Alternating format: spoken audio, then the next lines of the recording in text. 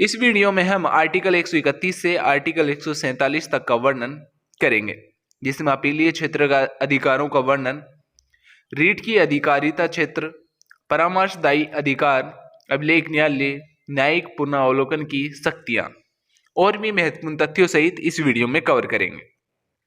यदि आप हमारे चैनल पर नए हैं तो चैनल को सब्सक्राइब कर लें। शुरू करते हैं आज का सेशन। आर्टिकल 131, इसमें उच्चतम न्यायालय सर्वोच्च न्यायालय के जो आरंभिक अधिकार हैं उनका वर्णन किया गया है आर्टिकल 131 में। ऐसे मामले वे मामले जिनकी सुनवाई उच्चतम न्यायालय में सीधे ही की जाती है, यानी सीधे ही होती है, उनका वर्णन आर्टिकल 131 में है। जैसे केंद्र राज्य के मध्य विवाद, राज्य राज्यों के मध्य विवाद, यानी दो राज्यों के मध्य विवाद या दो से अधिक राज्यों के मध्य विवाद। केंद्र और राज्यों के मध्य विवाद का विशेष क्षेत्राधिकार सुप्रीम कोर्ट के पास है। इन मामलों में सुनवाई सीधे ही सुप्रीम कोर्ट करता है। सर्वोच्च न्यायालय का अपीलीय क्षेत्र अधिकार, यानी किन किन मामलों में सर्वोच्च न्यायालय में अपील की जा सकती है, इनका हम वर्णन करेंगे। जैसे उच्च न्यायालय के निर्णय के विरुद्ध जो अधीनस्थ न्यायालय होते हैं सर्वोच्च न्यायालय के, उनके निर्णय के विरुद्ध सुप्रीम कोर्ट में अपील की जा सकती है। उसका एक क्राइटेरिया है कि कब कब अपील की जा सकती है। हम 3 प्रकार से अपील सर्वोच्च न्यायालय में कर सकते हैं 3 मामलों में।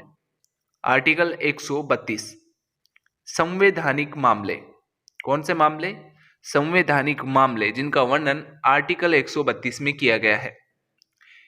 इससे संबंधित वाद वो वाद होते हैं जिनमें विधि की व्याख्या आवश्यक हो। किसकी व्याख्या? कानून की, विधि की व्याख्या आवश्यक हो। उसके संबंध में हम आर्टिकल 132 के तहत सर्वोच्च न्यायालय में अपील कर सकते हैं। उसके बाद आता है आर्टिकल 133, दीवानी संबंधित मामले में। दीवानी संबंधित मामले में अपीलीय क्षेत्राधिकार आर्टिकल 133 के तहत दिया गया है। हाई कोर्ट यानी सुप्रीम कोर्ट के सिविल मामलों में किसी भी निर्णय, यानी हाई कोर्ट यानी हाई कोर्ट के उच्च न्यायालय के सिविल मामलों में किसी भी निर्णय, आदेश के खिलाफ सुप्रीम कोर्ट में अपील की जा सकती है। यानी जो अधीनस्थ न्यायालय है, उच्च न्यायालय, उसके निर्णय या आदेश के खिलाफ सुप्रीम कोर्ट में अपील की जा सकती है आर्टिकल 133 के तहत। आर्टिकल 134, जिसमें आपराधिक मामले आते हैं। कौन से मामले? आपराधिक मामलों में अपील की जा सकती है आर्टिकल 134 के तहत। ऐसे आपराधिक मामले जिनमें अधीनस्थ न्यायालयों द्वारा या तो बरी कर दिया गया हो या 10 वर्ष से अधिक की सजा सुनाई हो, उनमें अपील की जा सकती है आर्टिकल 134 के तहत सर्वोच्च न्यायालय में। ये थे प्रमुख आर्टिकल्स जिनके तहत सर्वोच्च न्यायालय में अपील की जा सकती है, जैसे आर्टिकल 132, आर्टिकल 133 और आर्टिकल 134 के तहत। अब बात करते हैं रिट की अधिकारिता क्षेत्र के बारे में, जिसका वर्णन आर्टिकल 32 में किया गया है। मूल अधिकारों के हनन होने पर सुप्रीम कोर्ट यानी कोर्ट द्वारा 5 प्रकार की रिटें जारी की जाती हैं। कितने प्रकार की? 5 प्रकार की रिटें जारी की जा सकती हैं। जैसे बंदी प्रत्यक्षीकरण, परमादेश, प्रतिषेध, उत्प्रेषण, अधिकार परीक्षा। मूल अधिकारों के हनन होने पर ये प्रमुख रिट है जो न्यायालय में जारी की जा सकती है, यानी न्यायालय द्वारा जारी की जा सकती है। अब बात करते हैं आर्टिकल 143, जिसमें परामर्शदायी अधिकारों का वर्णन किया गया है।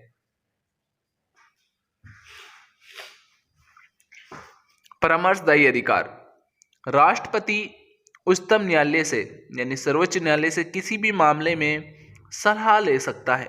यह होता है परामर्श, राष्ट्रपति का परामर्शदायी अधिकार। लेकिन ये दोनों पर बाध्यकारी नहीं है।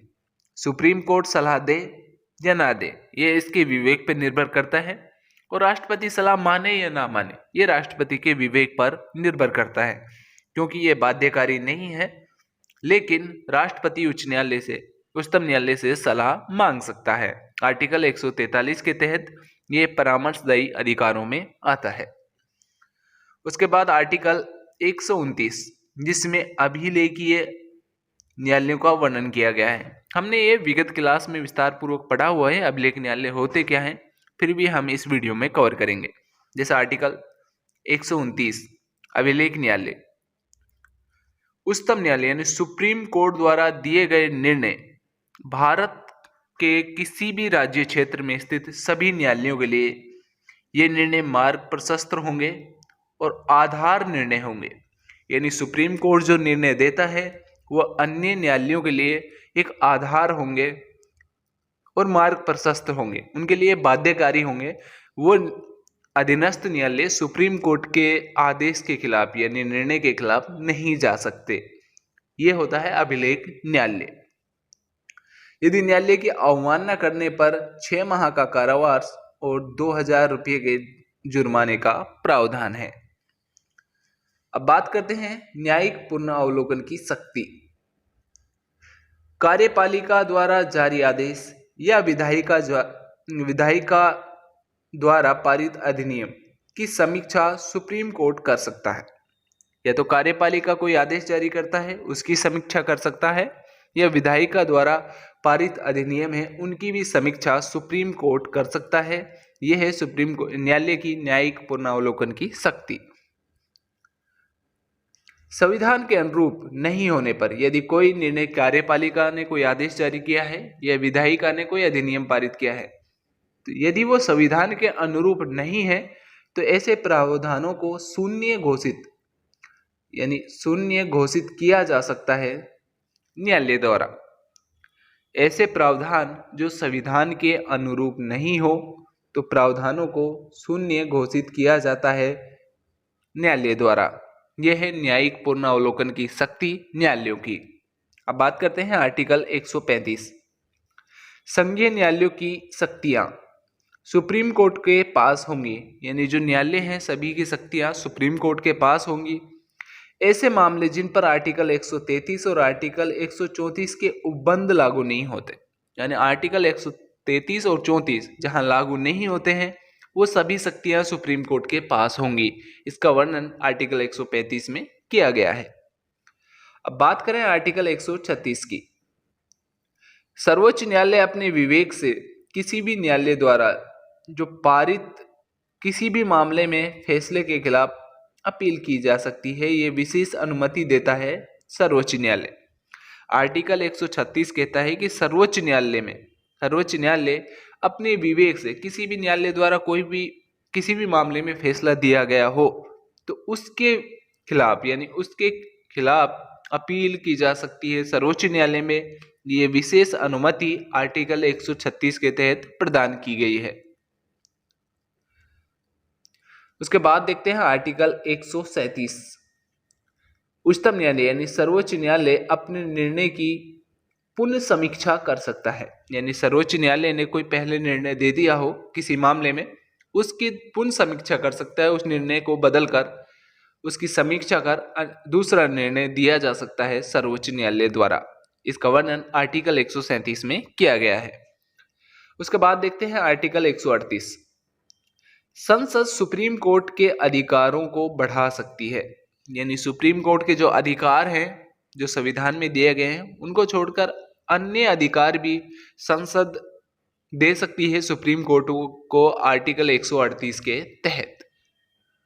आर्टिकल 139 में अनुच्छेद 32 के अतिरिक्त यानी अनुच्छेद 32 के तहत जो रिट जारी की जाती हैं 5, उनके अतिरिक्त अन्य मामलों में सर्वोच्च न्यायालय को रिट का अधिकार है।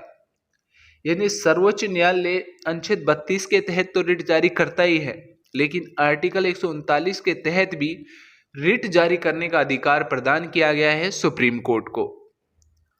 आर्टिकल 139 ए की बात करें, किसी भी मामले का सुप्रीम कोर्ट द्वारा स्वयं के पास स्थानांतरण या दूसरे न्यायालय में स्थानांतरण किया जा सकता है।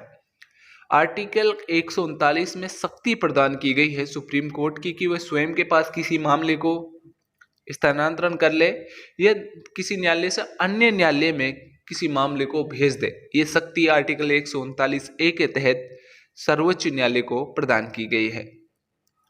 उसके बाद देखते हैं कि आर्टिकल 140, संसद कानून बनाकर उच्चतम न्यायालय को सहायक शक्तियां प्रदान कर सकता है। कौन सी शक्तियां? सहायक शक्तियां प्रदान कर सकता है। कौन कर सकती है? संसद कर सकती है सर्वोच्च न्यायालय को, जिन्हें आनुषंगिक शक्तियां भी कहा जाता है। कौन सी शक्तियां? आनुषंगिक शक्तियां भी कहा जाता है, जो प्रदान की जाती हैं सर्वोच्च न्यायालय को संसद द्वारा कोई कानून बनाकर, आर्टिकल 140 के तहत।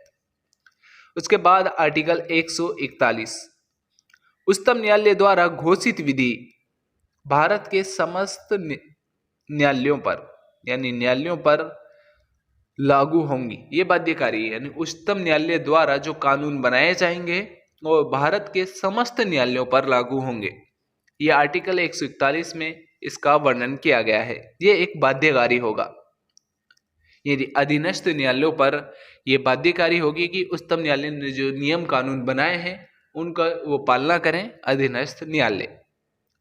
आर्टिकल 142, उच्चतम न्यायालय यानी सुप्रीम कोर्ट अपने आदेशों को लागू करवाने के लिए कार्यपालिका और विधायिका की शक्तियों का हस्तांतरण कर सकता है। काफी इंपॉर्टेंट ये आर्टिकल्स है कि किस आर्टिकल के तहत उच्चतम न्यायालय अपने आदेशों को लागू करवाने के लिए कार्यपालिका और विधायिका की शक्तियों का भी हस्तांतरण कर सकता है, यानी उनको अपने कब्जे में ले सकता है। आर्टिकल 142 के तहत सर्वोच्च न्यायालय, ये सर्वोच्च न्यायालय को संविधान ने शक्ति प्रदान की गई है। काफी इंपॉर्टेंट है ये आर्टिकल। उसके बाद देखते हैं आर्टिकल 143, 143, राष्ट्रपति द्वारा किसी भी विधि संबंधित मामले में सुप्रीम कोर्ट से परामर्श प्राप्त किया जा सकता है। किसके तहत? आर्टिकल 143 के तहत राष्ट्रपति द्वारा किसी भी मामले में सुप्रीम कोर्ट से सलाह ली जा सकती है। ये सलाह सुप्रीम कोर्ट दे या ना दे, ये सुप्रीम कोर्ट के विवेक पर निर्भर करेगा, या राष्ट्रपति सलाह माने या ना माने, ये राष्ट्रपति के विवेक पर निर्भर करेगा। ये बाध्यकारी नहीं है। आर्टिकल 144, सर्वोच्च न्यायालय यानी उच्चतम न्यायालय के विधिक और न्यायिक अधिकारी सहायक होंगे, यानी उच्चतम न्यायालय के जो विधिक और न्यायिक अधिकारी हैं वो उच्चतम न्यायालय के सहायक होंगे। इसका वर्णन आर्टिकल 144 में किया गया है। उसके बाद आर्टिकल 145, सर्वोच्च न्यायालय अपने नियम और विनियम स्वयं बनाएगा, यानी सर्वोच्च न्यायालय द्वारा नियम और विनियम स्वयं द्वारा निर्मित किए जाएंगे, स्वयं द्वारा बनाए जाएंगे नियम कानून। आर्टिकल 146 में उच्चतम न्यायालय द्वारा दी जाने वाली नियुक्तियों का, यानी उच्चतम न्यायालय कौन कौन सी नियुक्ति करता है उसका वर्णन किया गया है आर्टिकल 146 में। इसमें बात करें सुप्रीम कोर्ट के अधिकारी व सेवकों की नियुक्ति, अतिरिक्त कार्य यानी सुप्रीम कोर्ट का बढ़ा हुआ कार्य करने के लिए अन्य न्यायाधीशों की नियुक्ति भी की जा सकती है, जिसमें सेवानिवृत्त न्यायाधीश भी हो सकते हैं, उनका वर्णन भी किया गया है। उनके वेतन भत्ते इत्यादि का निर्धारण भी सुप्रीम कोर्ट करेगा। यदि नियुक्ति की जाती है तो निर्धारण भी कौन करेगा? Supreme court. आर्टिकल 147 काफी इंपॉर्टेंट है ये भी, जिसमें निर्वाचन का प्रावधान है। किसी भी महत्वपूर्ण मामले में यदि संविधान में वर्णित नहीं है तो उस मामले में जो भारत शासन अधिनियम है 1935 है, 1935 को वो रेफरेंस के रूप में माना जाए। जो उसमें प्रावधान की गई हैं उनको रेफरेंस के रूप में माना जाना चाहिए किसी भी मामले में।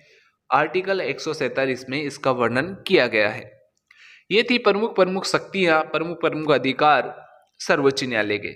इन सभी को हमने इस वीडियो में कवर किया है, जो आपके एग्जाम के लिए काफी महत्वपूर्ण रहेगी। मिलते हैं नेक्स्ट वीडियो में नेक्स्ट इंपॉर्टेंट टॉपिक के साथ। यदि आप हमारे चैनल पर नए हैं तो चैनल को सब्सक्राइब करें और लाइक और शेयर जरूर करें।